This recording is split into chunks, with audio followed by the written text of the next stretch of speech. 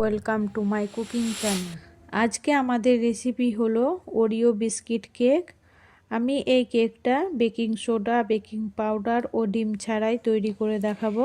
এই কেকটা তৈরির জন্য এখানে আমি 3টে ওরিও বিস্কিটের প্যাকেট নিয়েছি। প্যাকেট থেকে বিস্কিট কেটে একটা প্লেটে রাখবো। তারপর একটা নাইফের সাহায্যে এভাবে বিস্কিট থেকে ক্রিমটা আলাদা করে নেব। সবগুলো বিস্কিট থেকে ক্রিম তোলা হয়ে গেছে। এবার বিস্কিটগুলোকে ছোট ছোট করে ভেঙে একটা মিক্সিং বোলে তুলে নেব।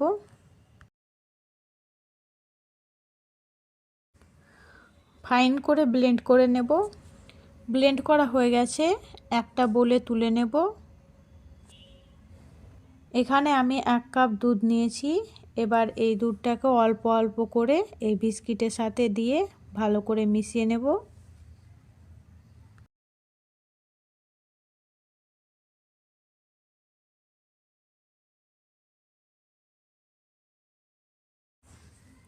মেশানো হয়ে গেছে।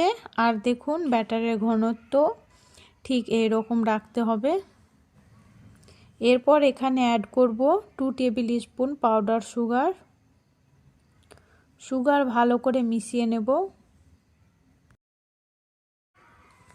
মেশানো হয়ে গেছে। অপর সাইডে কেক বসানোর জন্য মোল্ড রেডি করে নেব। তার জন্য এখানে একটা মিডিয়াম সাইজের বোল নিয়েছি। বোলের চারপাশে ঘি লাগিয়ে নেব।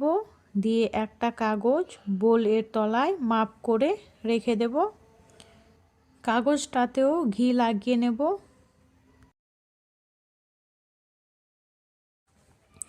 মোল্ড রেডি হয়ে গেছে।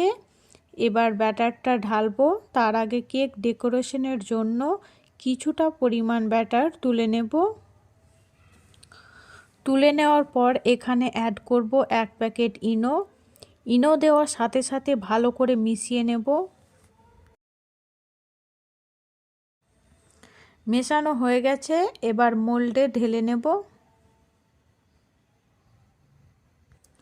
সম্পূর্ণ ব্যাটার ঢেলে নেওয়ার পর মোল্ডটাকে হালকা একটু কয়েকবার ট্যাপ করে নেব, যার ফলে ভিতরে কোনো বাবলস থাকলে সেটা বেরিয়ে যাবে। এবার একটা কাঠি দিয়ে হালকা করে একটু নাড়িয়ে নেব।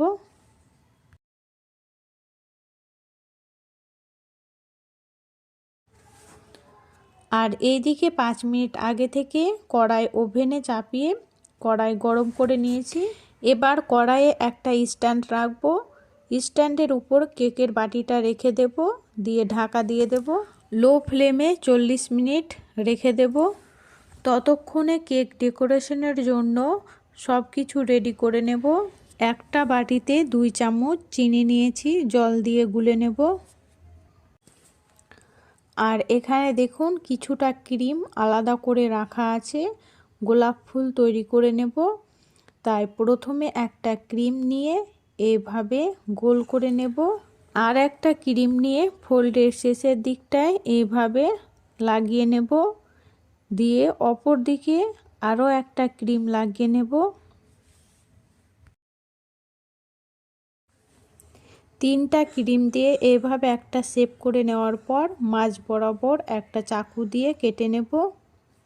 দেখুন কত সুন্দর সুন্দর দুটো গোলাপ তৈরি হয়ে গেল। বাকিগুলোকেও একইভাবে 3টা ক্রিম দিয়ে গোলাপ ফুল তৈরি করে নেব। সবগুলো গোলাপ ফুল তৈরি করা হয়ে গেছে। এবার বাকি অর্ধেক ক্রিমটা স্প্যাচুলা দিয়ে এভাবে ফেটিয়ে নেব। ফেটানো হয়ে গেছে, রেখে দেব। আর এইদিকে 40 মিনিট কেক বেক করা হয়ে গেছে। একটা কাঠি দিয়ে কেক চেক করে নেব। দেখুন কাঠি পরিষ্কার, তার মানে কেক ভালো করে বেক হয়ে গেছে। গ্যাস অফ করে দেব। হালকা কেক ঠান্ডা করে নেওয়ার পর চারপাশে ছুরি দিয়ে এভাবে কেকটা মোল্ড থেকে ছাড়িয়ে নেব। দিয়ে একটা প্লেটে তুলে নিয়ে তলার কাগজটা তুলে ফেলে দেব।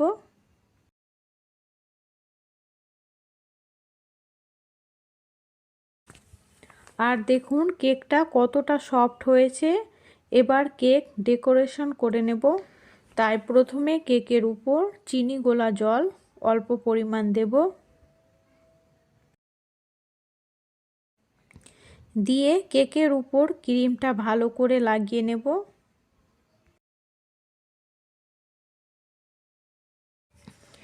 ক্রিম লাগা হয়ে গেছে, এবার তুলে রাখা বিস্কিটের ব্যাটারটা লাগিয়ে নেব।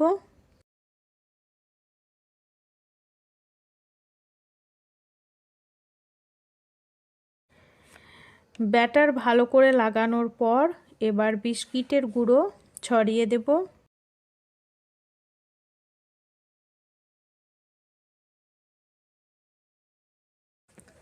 তারপর তৈরি করে রাখা গোলাপ ফুলগুলো দিয়ে কেকের চারপাশ গোল করে নেব।